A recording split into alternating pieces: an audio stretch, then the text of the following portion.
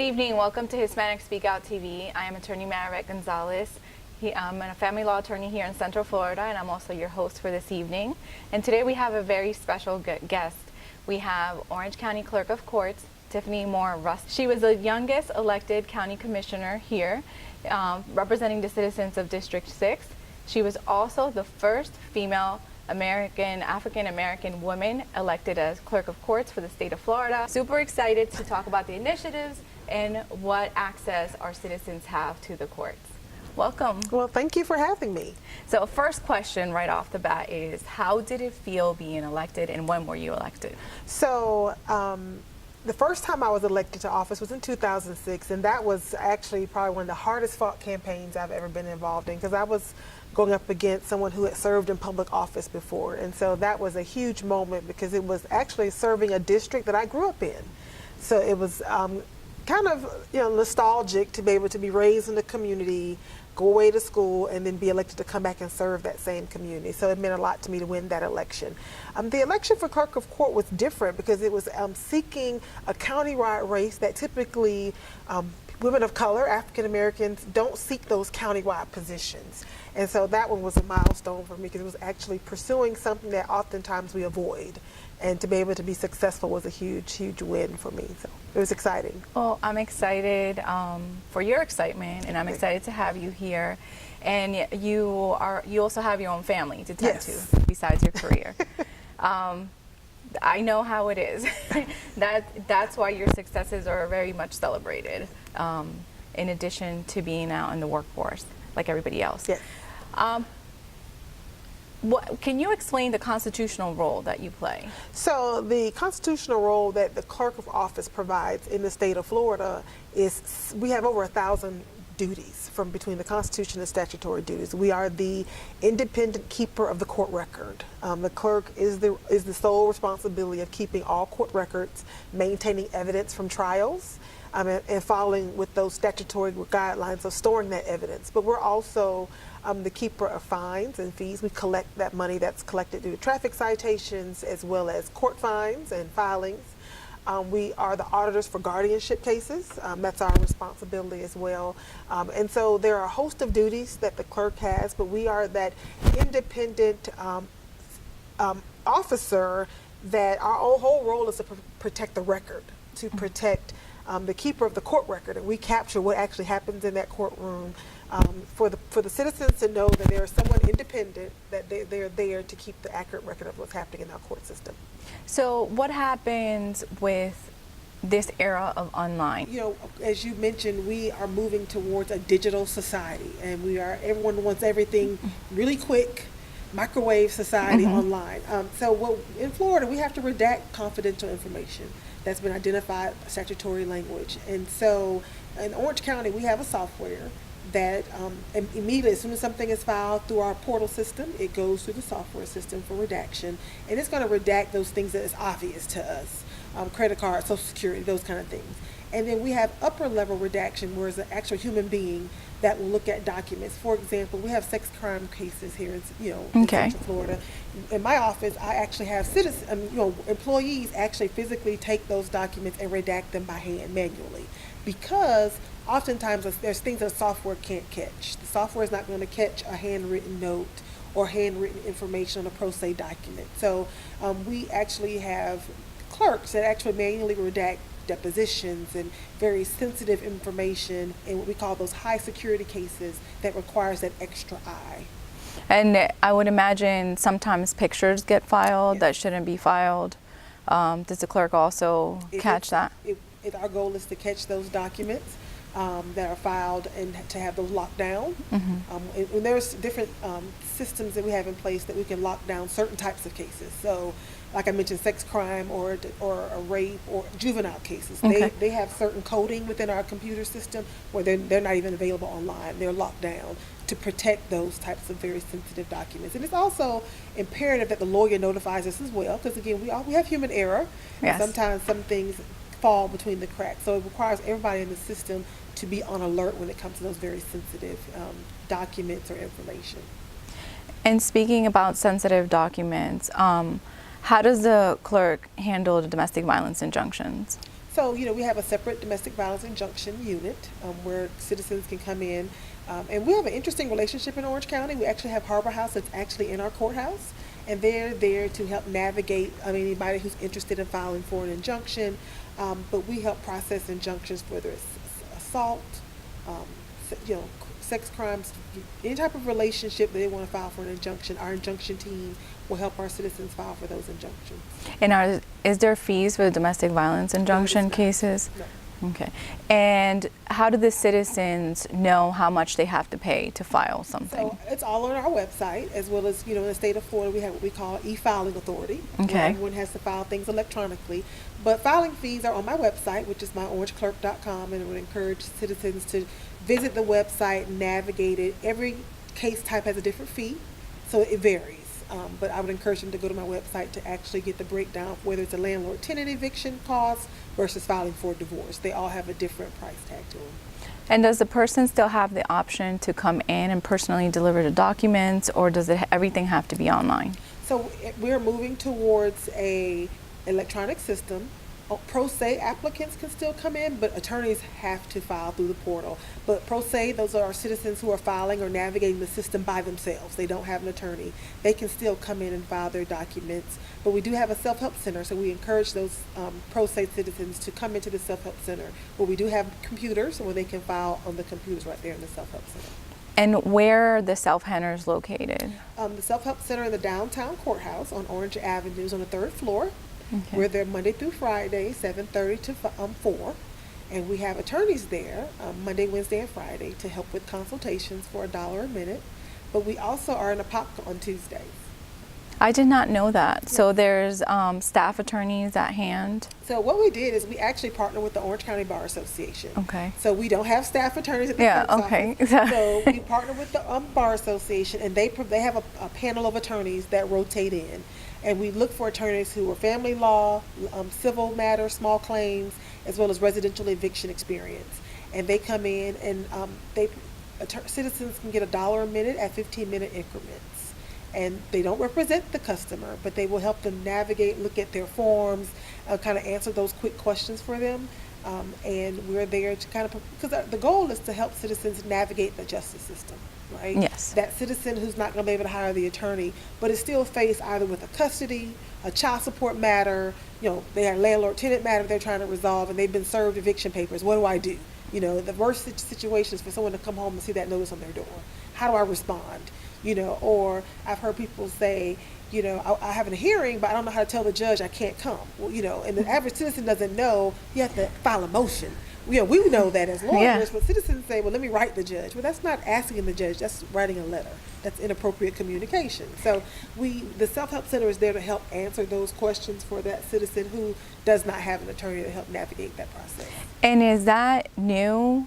We've been open since 2015. Okay. Summer of 2015 we opened, and then in January of this year we opened in Apopka. Okay. So that's why this programming is important, Yes. because I'm an attorney, so I represent the people, but I did not know about this self-help. So that's interesting. And also from the citizens, I hear the biggest frustration is they go to the clerk and they don't know what forms to file, and sometimes I have to explain to them that the clerks cannot be giving legal advice. So a tool like this is very helpful. That was when I was elected, and having a legal background and used to work for legal services, I had an appreciation for that journey for citizens, and so that was one of my biggest priorities, is to increase access to justice for citizens. So the Self-Help Center for me was twofold. It was to help from an efficiency perspective, from a business perspective, because those same customers were in our divisions at the counters asking those same questions, right?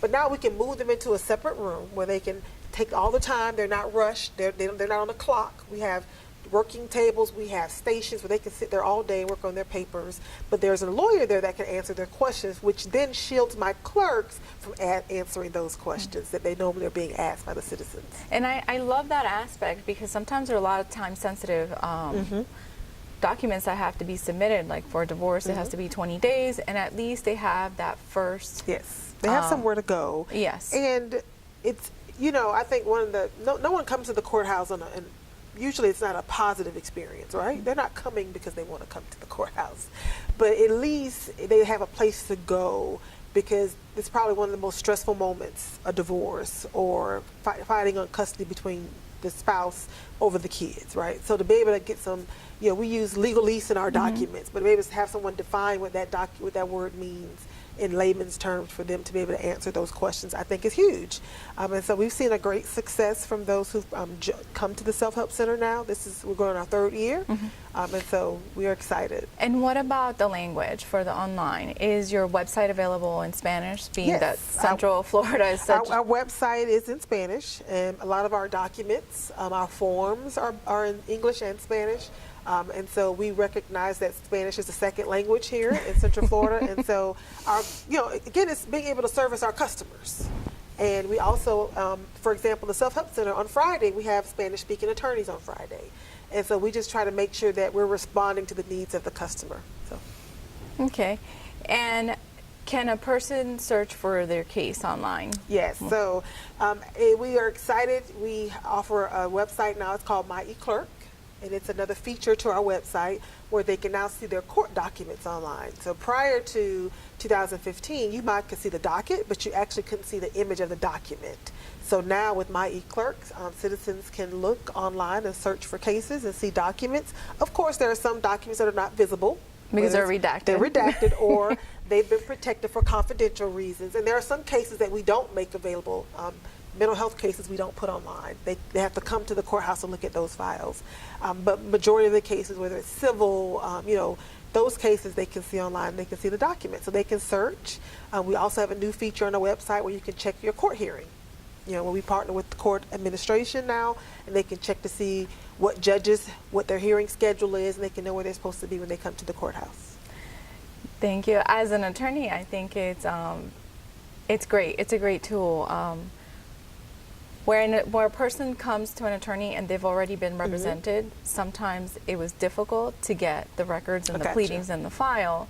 So not only now do I have the tool to get it from the other attorney, but if there's any miscommunication or the client doesn't want to get it from the other attorney, I have the ability to go into the clerk screen and get those documents and be able to help the person. So Clerk Russell, where would our citizens go to get information on paying fines, traffic tickets, or any information on their case status, or any information, any legal access? Gotcha. I encourage them to start with the website, and that's myorangeclerk.com. That's where they can research cases. They can pay their traffic tickets or traffic fines or criminal fines.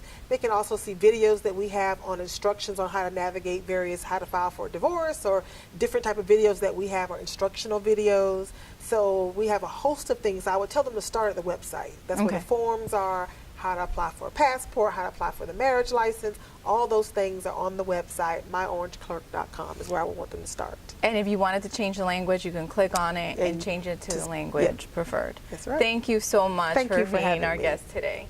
Stay tuned for the next segment. Step up to craft beer. Dino Light Lager has a crisp, refreshing Caribbean-style flavor. Boricua Beer Craft Ale, full-body flavor for the true beer drinker. Dino Craft Light Lager and Boricua Strong Craft Ale. Feel the... Hi, I'm Danny Ramos, and welcome to this week's edition of Hispanic Speak Out TV, brought to you on Spectrum. We are statewide, every county in the state of Florida, 67 counties. And I'm wearing my hat again, which is my new insignia while we're on TV. Everybody's going to say, remember the guy with the hat? So everybody's got to have something to people so people can remember them. Anyway, I'm here with Sandra. Hello. Rivera. And Sandra Rivera is an attorney here in Orlando, Florida. She specializes in dealing with criminal. And landlord-tenant, yes. And landlord-tenant. By the way, I got a landlord problem. I'm going to talk to you after the show is over about that. Yeah, I'm gonna, definitely. And she's going to be featured on billboards that we're going to be having around town probably in the next few days. So look for her. And again, a little plug, if you need a good attorney, you talk to Sandra. Today we're going to be talking about what? What do you want to talk about? I didn't bone up on anything, but I've been listening to a lot of news. So we can hit gun control, we can hit immigration. What do you want to start with? Well, let's go ahead and start with immigration. Okay, you go first. Okay. Well, basically, obviously the hottest topic right now is the issue with DACA and the fact that the Supreme Court has ruled against the injunction that the Trump administration was trying to get in place as a result of a federal court up in New York deciding that, or allowing. Well, New York would do that. Well, yeah, they would. That's where you would start. Basically, they're allowing a renewable 2-year term for the Dreamers to remain here and apply and try to get a work status. So that would be a renewable term. Trump administration was trying to block that, get an injunction. Supreme Court ruled that they are going to let the lower courts handle it and make their rulings. Okay, and well, I determinations. see the logic in that, because really what the Trump administration is doing is they're pushing the cutoff so that you'll basically have a lot of people worried about being deported, which is not going to happen. But he can use that as a negotiating point for his wall money and other things that he wants. But now that the courts, like you just said, has said they have 2 years, so that takes a lot of the power away from Trump's negotiation ability. Well, One thing I learned about Trump, okay, what he throws out there, most of the time he takes most of it back or halfway. He always throws out his worst scenario and to scare the hell out of people, but it's a negotiating point. Sure. So he goes, let's say he's at a certain, at the 50-yard line, so he throws out something at the 100-yard line, so it falls back to the 50-yard line, which is what he wants to begin with. Well, You know he what I takes mean? it all the way up to the top, yeah. Yeah, so he is a window breaker. He goes into the China shop and he breaks everything, and that's all his way of dealing with negotiation. Well, you've got the midterm elections coming up, and Yeah. you know this is going to be an issue politically for both sides. You know, you're talking about the sanctuary So let me cities. tell you, you support all of this stuff with immigration. What about the people at DACA is one thing. How, you know, what's your position? You're a Democrat or Republican? Or you don't have to say. Okay, You don't won't wanna say? No, we won't say. Okay. So can I ask you what your position is? On what part? Okay. Well, all right. Okay. So what about all the people here that are not DACA? Do you think they should be able to stay too? Or do you think they should leave? Well, I Because think the criminals have to all go. You know, there's no question. Everybody, you know, if you've been convicted of a felony, you're out. You know what I mean? But what about those people that have not been convicted of a felony? They're here and they're not DACA.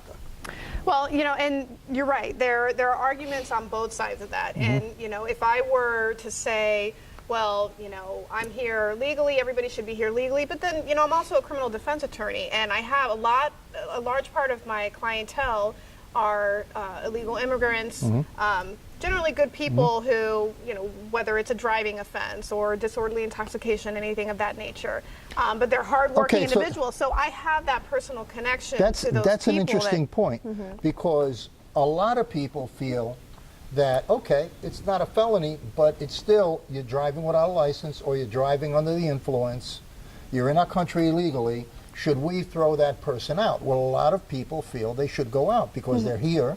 And you know, in a lot of third world countries, it's not a big deal to drive while you're intoxicated. I mean, that's a given in a lot of third world countries. cultural, yep. Yeah, it's well, I didn't want to say it, but it could be cultural. Sure. So how do you feel about that? Do you think a person who gets nailed on a DUI who's here illegally, should that be held against them as a lawbreaker, you know, and not respecting the laws of the United States, and get thrown out? I guess it depends on the circumstance. If we're talking about a one-time DUI, do I think that raises my alarms or raises my bells enough that I would want, you know, to ship all these people out? You're not just talking about deporting somebody. You're talking about, you know, breaking up families. You know, a lot of these kids who were born here, who, you know, qualify under, you know, not necessarily the Dreamers, but who are U.S. citizens here. You're not just deporting an individual because they decided to drive intoxicated. And don't get me wrong, I am severely opposed to driving intoxicated. I'm not trying to justify it, but you know, you're breaking up families, you're breaking up communities, and you know, if this is the land of opportunity, you know, a lot of these people came here for those opportunities. Are you for a wall? Do you think that we should block people, this mass migration coming across the border? Do you think we should block that? I don't really think that is going to solve the problem to the extent that, you know, proponents of the wall believe it will. You know, you've got a lot of these people are coming into this country working, going back to Mexico to help provide for their family. Okay, let me hit you with something else. Obviously, one of the big checkpoints is employer reporting. So if I'm an employer and someone comes up to me who's illegal, I have to either report it, or there's got to be some kind of documentation to the government so that these people are not employable. They're being, and then they'll go back because they can't make money here. Right. You know what I mean? So that I think that's one of the big things that the Trump administration is pushing with DOJ, Department of Justice, is that to get employers not to hire people, which can backfire because a lot of these people provide an engine for the United States in a lot of industries. Absolutely. In meat packing, for example, down in Missouri and Alabama, the big meat packing companies, I would say 30–40% of the people that work in there that cut the meat up and process meat are undocumented. Yeah, and they're not necessarily, well, not necessarily, but they're not working under the conditions that an American citizen would work under either. You know, they're exploited as well to a certain degree. So it's But you know something? There's a lot of exploitation going on across the board. Absolutely. Because right now America is cutting back major employers, which include hospitality, which we are a hospitality city. And what they're doing is they're cutting back the hours so that they don't have to pay benefits. So I think they're cutting that back 29 hours. But you know, you walk into any restaurant in Orlando, and I know you see a lot of people there that are obviously south of the border. You don't know whether they're legal or not, but the restaurants are full of people, and that would hurt those restaurants to eliminate that, because who's going to fill the jobs? Absolutely. Yeah. Absolutely. So and you've got, you've got the big influx of Venezuelan citizens as well, coming That's from all right. the turmoil now. Yeah. I mean, I would say that in Florida, about 75% of my Uber drivers, whenever I've had to use Uber, have all been from Venezuela. And these Really? and these are not just, I've never used Uber one class. time. You gotta use Uber. I love I never Uber. used Uber one time. No, I use my little beer truck.